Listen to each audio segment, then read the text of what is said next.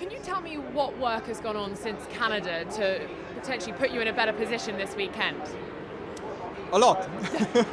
No, definitely. The last 2 weekends in Baku and Montreal definitely, let's say, didn't go to plan, especially Montreal. We had issues on the reliability side, operational side, but also the car was not performing well. So, yeah, a lot of hard work together with the drivers the last 2 weeks. And on paper, this track here in Silverstone should definitely suit our package more, and it was actually quite encouraging to see in front of all our Papaya fans and our employees as well that we had a good start into this weekend here, and now hopefully we can carry this momentum forward and get back into quali 3 today with both cars and score some good points tomorrow. Lando was saying it was difficult to find consistency out there in the long runs. Daniel finding it a little bit hard to hook up a lap on the soft. What do we read into that for this afternoon and then going into the race tomorrow?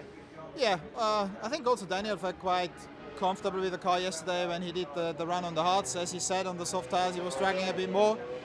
But the team together, the two drivers, have put in a lot of hard work again overnight, so hopefully we can make a good step forward. At the same time everyone else is trying as well, and that hopefully puts us then in this position today to, depending on the conditions as well, to have a good car, two drivers that feel comfortable in pushing the car at the limit around this challenging track here, and that's the goal for today. And just in terms of the upgrades that are now not coming to the car over the course of this season, how are you managing the team? Are you siphoning off some people to work on 2023 already? What's the management structure like? You need to be careful to not always just read the headlines, yeah. because we have a clear plan in place of what we still want to do with the car until the end of the season, but at the same time there's some parameters we have to manage, like the cost cap or the limited wind tunnel time.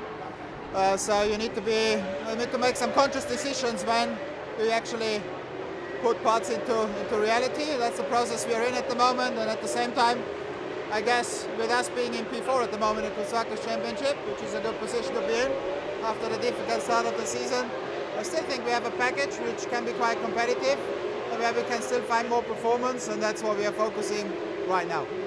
And just finally, net zero 2030, as you can see, it's all around us. I didn't get anything. Don't worry. Fortunately. Net zero 2030, Formula One obviously focusing heavily on that. What's your take on that, and how important is it that the sport is united with sustainability?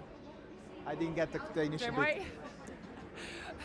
How important is it that Formula One and the teams are all focused on being net zero in 2030?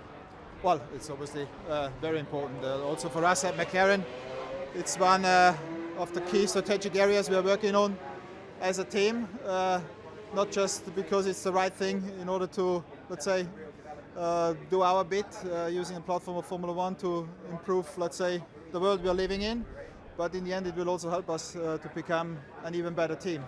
And we're very happy with the alignment we are also having there as a team together with Formula One. And we just have to all keep pushing together, putting sometimes also the competitive element between the teams aside and push together in one direction, which is happening, and I'm very happy with that. I wondered if overnight you'd worked out why your race pace was better than your quali trim yesterday. I think if you were to look at our performance all season, we've generally seen we've got a better race car than a quali car. I think around a lot of circuits it's the race pace that really counts, and this is one of those which is probably more sensitive to race pace than quali pace. So we need to be careful that we don't take a good race car and turn it into a poor race car just to get a bit more performance in qualification.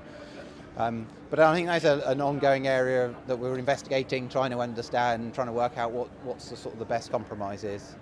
We've got some things we'll change for today, but we'll see whether it's a big step forward or not. Will we see those changes? I don't think you'll see them visibly. Oh, okay, never mind. It looks like the porpoising has gone, but I just wonder what your reaction is to the delay of the porpoising metric until the French Grand Prix. Will you even need it by then? It's hard to say. I think as most people are saying, there's a sort of couple of different versions of bouncing or porpoising. There's an aerodynamic version, and there's a version just because the cars are really stiff and low to the ground. And I think a circuit like this, I think we're seeing very little activity, and we wouldn't have triggered the metric. The question comes, if we go back to a bumpy circuit, a street circuit, what would we look like then?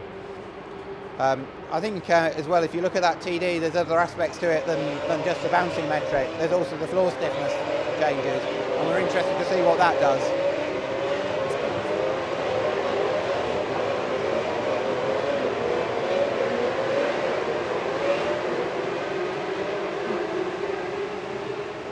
racing cars. I know. What a location. We're surrounded by Net Zero 2030 branding here in the media pen. Yeah. Could you give me a little flavour of your thoughts on what Formula One is doing to try and go net zero by 2030? Trying to get Bradley in to talk about that, because Bradley's been doing a huge amount of work on it, but you don't want to talk, okay. But I think I think you can look at what F1's doing in general, and you look at what the individual teams are doing, and we've got an ambition to get there as well. We set ourselves various targets. Again, Bradley's far better to speak about this than I am, and we've met a chunk of those targets already. We've set ourselves new targets moving forward, and we're trying to do is to do the best we can as a team, try and lead the way in sustainability, and we'll see where we get to.